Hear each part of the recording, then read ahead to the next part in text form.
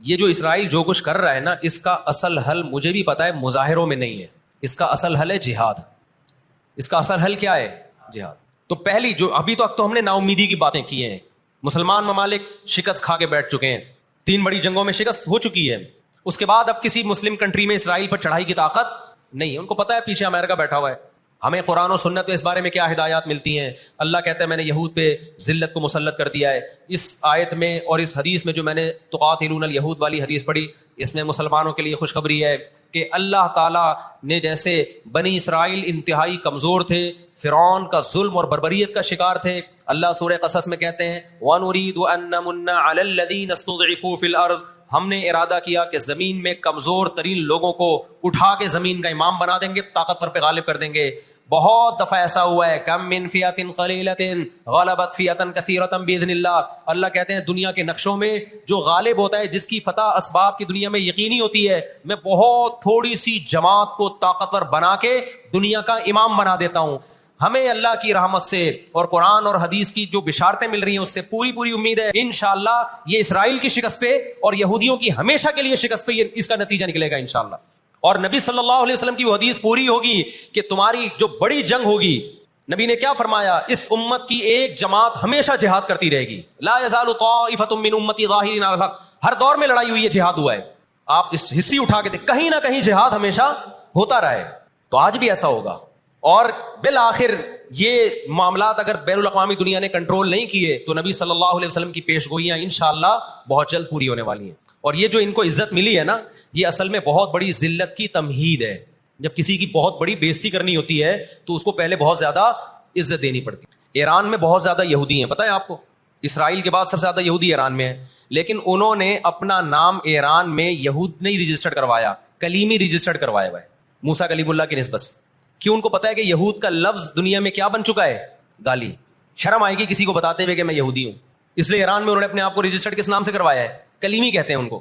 میں مانتا ہوں سارے یہودی ایسے نہیں ہوتے، میں نے پہلے وضاحت کر دی، ہمیں یہودیوں سے دشمنی نہیں ہے، کیونکہ قرآن جہاں یہودیوں کی برائی بیان کرتا ہے وہاں قرآن یہ بھی کہتا ہے لیسوا سواء، سارے ایک جیسے نہیں ہیں. قرآن اعتدال سے بات کرتا ہے، سارے ایک جیسے نہیں ہیں. لیکن جتنا شر اور فساد اس قوم میں ہے، قرآن کہتا ہے کہ اتنا دنیا میں کسی اور قوم میں نہیں ہے. لَتَجِدَنَّ أَشَدَّ النَّاسِ عَدَاوَةً لِلَّذِينَ آمَنُوا الْيَهُودَ. اللہ کہتے ہیں تم مسلمانوں کا سب سے بڑا دشمن دنیا کی جتنی قومیں ہیں ان میں سب سے بڑا دشمن کس کو پاؤ گے؟ یہود کو پاؤ گے. اس کے بعد مشرکین کو پاؤ گے، اور اسلام کے سب سے زیادہ قریب تم کس کو پاؤ گے؟ نصارہ کو، عیسائیوں کو پاؤ گے. تو آپ صلی اللہ علیہ وسلم نے فرمایا کہ تقاتلون الیہود، تمہاری جنگ کس سے ہوگی؟ یہود سے ہوگی. دجال کس کا سپورٹر ہوگا؟ بولتے کیوں نہیں؟ ابھی تو دجال آیا نہیں ہے اور آپ نے بولنا چھوڑ دیا ہے. جب آئے گا تو پھر تو اچھوں کی بولتی بند ہو جائے گی. کس کا سپورٹر ہوگا وہ؟ ہاں، میں عرض کر رہا تھا کہ ہم جب قرآن پڑھتے تھے ضربت علیہم الذلہ، قرآن کہتے ہیں ہم نے ذلت ان کے اوپر دے ماری ہے ان فسادوں کی وجہ سے جو یہ کرتے رہے ہیں دنیا میں، ان فسادات کی وجہ سے. ہم جب پڑھتے تھے ہم کہتے تھے اے اللہ آج تو یہودی ذلیل نہیں ہے. اسرائیل کتنا پاورفل ہے کہ گچی کس کی پکڑی ہوئی ہے اس نے؟ امریکہ کی. ہندوستان کو گچی سے پکڑا ہوا ہے، تو آج تو بڑی عزت ہے.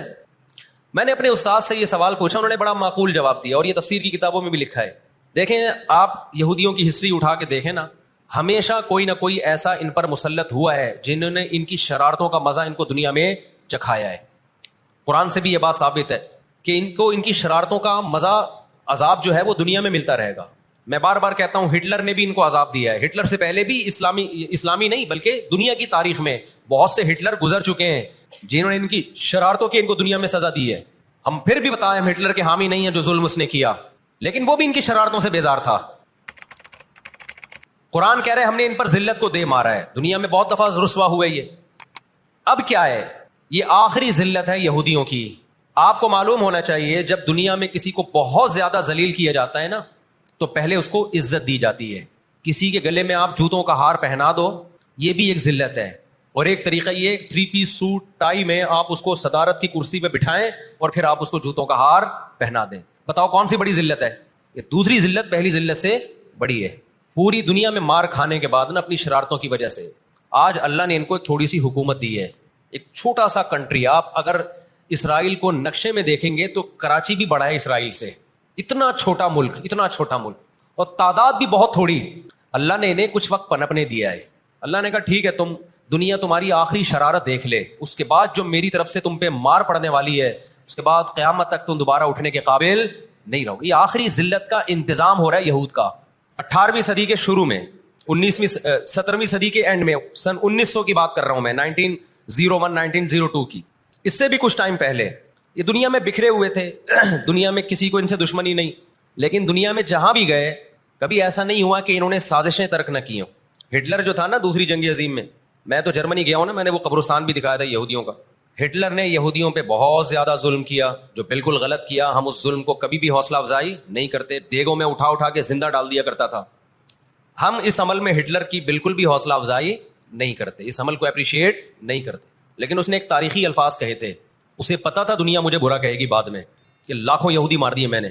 اس نے کہا میں چاہتا تھا سب کو قتل کر دیتا, ایک بھی زندہ نہ چھوڑتا, لیکن کچھ میں زندہ چھوڑ کے جا رہا ہوں تاکہ دنیا جب مجھے یاد کرے گی نا کہ یہودی ظالم تھا, تو دنیا کو پتا چلے گا کہ میں نے ان کو قتل کیوں کیا. کچھ چھوڑ کے جا رہا ہوں, یہ چین سے نہیں بیٹھیں گے, دیکھنا کرتے کیا ہیں یہ. آج ہٹلر زندہ ہوتا, ہٹلر اگر آج زندہ ہوتا, دنیا کہتی کہ تو بندہ ٹھیک نہیں تھا لیکن بات ٹھیک کر کے گیا ہے. ان کے اندر دو بیماریاں, ایک حسد کہ فلاں کو نعمت کیوں مل رہی ہے, اور ایک دنیا سے محبت. قرآن کہتا ہے یود احدہم لو یعمر الف سنہ, ان میں سے ہر شخص چاہتا ہے کہ کم سے کم اس کی عمر کتنی ہونی چاہیے, 1000 سال. اور مسلمان دنیا سے محبت نہیں کرتا. تو آپ بتاؤ, دو ایسی قوموں کا مقابلہ ہو کہ ایک زندہ رہنے کے لیے لڑ رہی ہو اور ایک موت کے لیے لڑ رہی ہو, تو فتح کس کو ملے گی؟ جو موت کے لیے لڑتا ہے. اب بھی دنیا کو اگر ہوش نہیں آتا اور کفر کی حقیقت سمجھ میں نہیں آتی ہے, ہمارے لبرل اور سیکولر طبقے کو جو صبح و شام ان کے گن گاتے ہیں, تو پھر آپ کو اس کا اللہ کے سامنے حساب دینا پڑے گا. جہاں مسلمان کا خون بہے گا دنیا منہ پہ ٹیپ لگا لیتی ہے. جہاں کوئی ایک غیر مسلم, ہماری نظر میں مسلمان کا خون بہے یا غیر مسلم کا, ہم فرق نہیں کرتے, کسی پہ بھی ظلموں کا ہم آواز اٹھائیں گے. لیکن دنیا یہ فرق کرتی ہے, لیبل یہ لگاتی ہے کہ انسانیت پہلے مذہب بعد میں, لیکن ان کا ایٹیٹیوڈ بتاتا ہے کہ ان کی نظر میں مذہب پہلے ہے, انسانیت بعد میں ہے.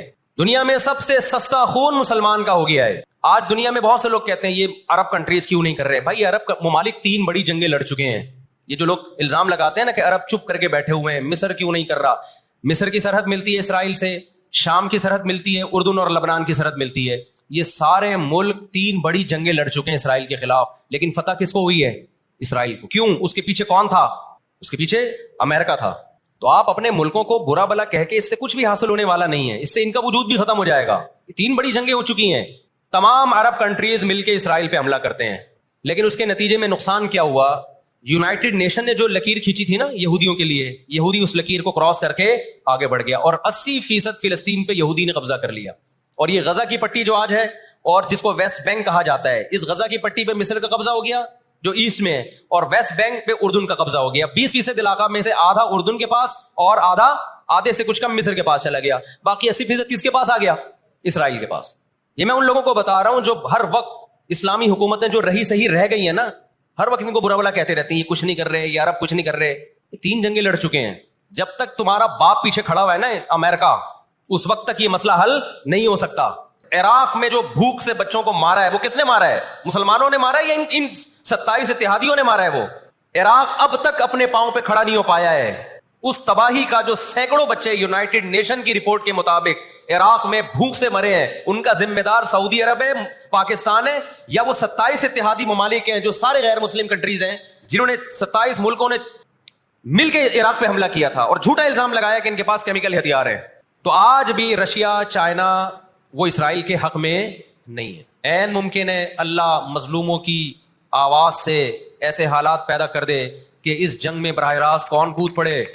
سوویت یونین کود پڑے. اور اگر سوویت یونین اس جنگ میں کود پڑا جس کے پورے چانس لگ رہے ہیں, تو پھر یہ تیسری جنگ عظیم کی طرف معاملہ جائے گا. اور پھر دنیا میں جو تباہی ہوگی نا, تباہی ہوگی وہ میرے اور آپ کے تصور سے بھی زیادہ ہے. کیونکہ اب تلواروں سے یا صرف ہوائی جہازوں سے جنگ نہیں ہوتی, اب سب کے پاس نیوکلیئر ہتھیار ہیں, اب ایٹم بم چلیں گے.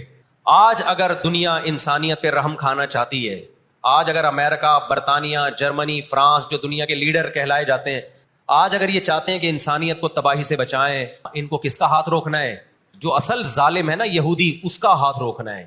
تو آج اگر یہ اسرائیل کا ہاتھ زبردستی روک لیتے ہیں تو دنیا بڑی تباہی سے بچ جائے گی. اور اگر یہ دنیا اسرائیل کا ہاتھ نہیں روکتی اور اس جنگ کو بند کرنے کی کوشش نہیں کرتی, تو بھائی جو تیسری جنگ کی طرف معاملات جا رہے ہیں، اس کے ذمہ دار یہ لوگ ہوں گے جو دنیا میں تہذیب کے ٹھیکیدار ہیں۔ مجھے اکثر ایک بات یاد آتی ہے جو میں اکثر اپنے بیانات میں بھی کہتا رہتا ہوں کہ اللہ تعالیٰ نے جو قیامت بنائی ہے نا، آخرت، بہت سے لوگ قیامت کے منکر ہیں نا، وہ کہتے ہیں مر کے مٹی ہو کے ختم ہو جاتے ہیں۔ سوال پیدا ہوتا ہے کہ دنیا میں اتنا کچھ غلط ہو رہا ہے کہ اگر اللہ نے انسانوں کو مار کے مٹی کر کے ختم کرنا تھا اور حساب و کتاب کا کوئی دن نہیں ہے، پھر معاذ اللہ، اللہ سے بڑا دنیا میں کوئی ظالم نہیں ہے۔ پھر سب سے بڑا الزام اس خدا پہ ہے جس نے اس کائنات کو بنایا کہ اللہ دنیا میں مظلوموں کو پوچھنے والا کوئی نہیں ہے، تو آخرت میں بھی اگر حساب نہیں ہے تو پھر اللہ میں اور آج کی بڑی طاقتوں میں، ظالم حکمرانوں میں فرق کیا ہو گیا؟ بتاؤ دنیا میں پورا حساب ہوتا ہے کیا؟ بولو بھائی، ہوتا ہے کیا دنیا میں پورا حساب؟ تو ہم اللہ سے دعا کرتے ہیں کہ اے اللہ ہمارے ان مظلوم بھائیوں کی مدد فرما، اور جو بھی ظالم ہیں ان کو ہدایت دے، جو ہدایت کے قابل نہیں ہے اللہ ان کو تباہ و برباد کرے۔ علماء نے یہ بھی کہا ہے کہ فجر کی نماز میں جو غاصب یہودی ہیں، اسرائیلی ہیں، ان کے خلاف قنوت نازلہ کا بھی اہتمام کرنا چاہیے، تو اس کا بھی موقع ملے تو قنوت نازلہ پڑھنی چاہیے۔ قنوت نازلہ نبی صلی اللہ علیہ وسلم کی سنت ہے کہ جب کفر کا ظلم بڑھتا تھا تو آپ صلی اللہ علیہ وسلم فجر میں بد دعا کیا کرتے تھے، فجر کی نماز میں ان کے لیے۔ تو اسلام جہاں دعائیں سکھاتا ہے، ظالموں کے خلاف بد دعائیں بھی سکھاتا ہے۔ اللہ تعالیٰ سمجھنے کی، عمل کی توفیق عطا فرمائے۔